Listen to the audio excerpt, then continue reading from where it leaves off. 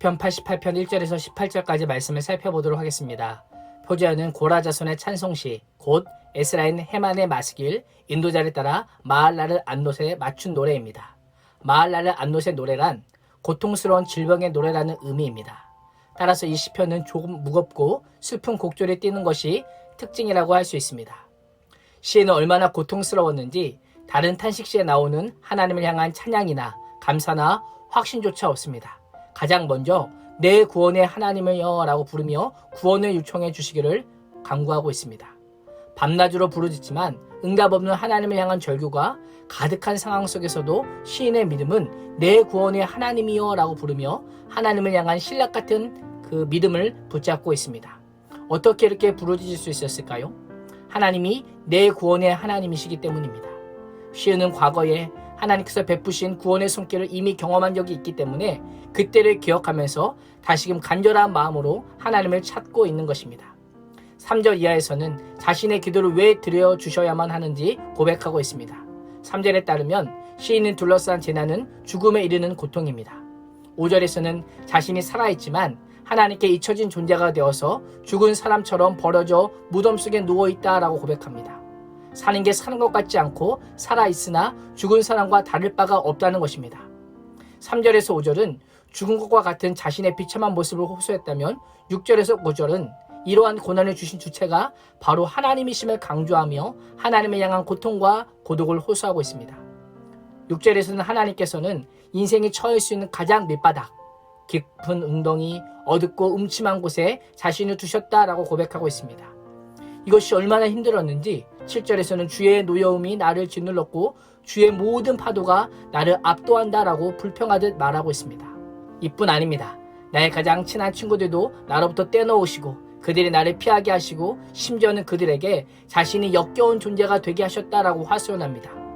이로 인해 시인은 기력이 쇠하여져서 삶의 활력과 건강을 잃어버렸습니다. 지금까지 시인의 탄식을 살펴보면 영적, 사회적, 심리적, 관계적, 신체적 모든 면이 고통스러운 자리, 다시 말하면 총체적인 위기 가운데 있습니다. 시인이 이해할 수 있는 상황은 아무것도 없습니다. 어느 것 하나 쉽게 받아들일 수 없습니다.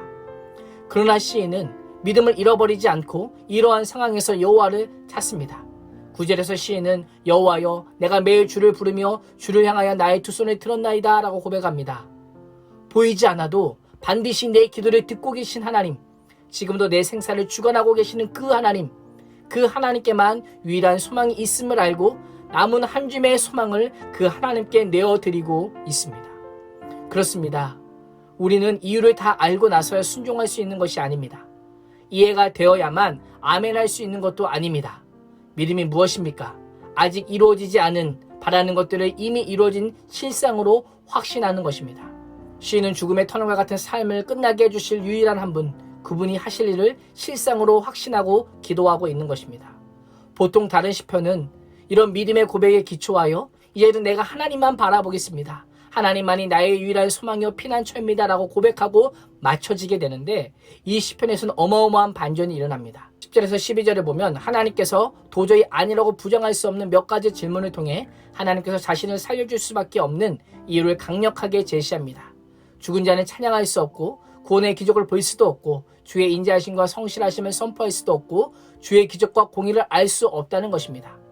대부분의 탄식시들이 시인이 처한 현실에 대해 하나님께 고통을 호소하는 후에 아픔을 토로하고서라도 마지막은 구원의 하나님, 소망의 하나님에 대한 확신을 가지고 감사와 찬양으로 마무리하지만 시편 88편은 마지막까지 주의 진노로 인한 아픔을 토로하는 것으로 맞춰지고 있습니다.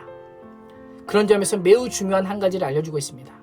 암흑과 절망의 순간이라 생각되는 그때에 하나님께 기도드릴 수 있다면 그 사람에게는 희망이 있고 소망이 있다라는 것입니다. 하나님을 내 구원의 하나님이라고 부르며 엎드리며 나의 고난과 아픔과 눈물을 아뢰는 그 사람은 믿음의 사람이다라는 것을 오늘 말씀은 우리에게 알려주고 있습니다. 오늘 하루도 극한의 상황이 펼쳐질지라도 원망이 아닌 하나님을 신뢰하는 기도를 통해 하나님의 구원의 은혜의 빛을 맛보는 복된 인생이 되시기를 주님의 이름으로 축원합니다. 기도하겠습니다.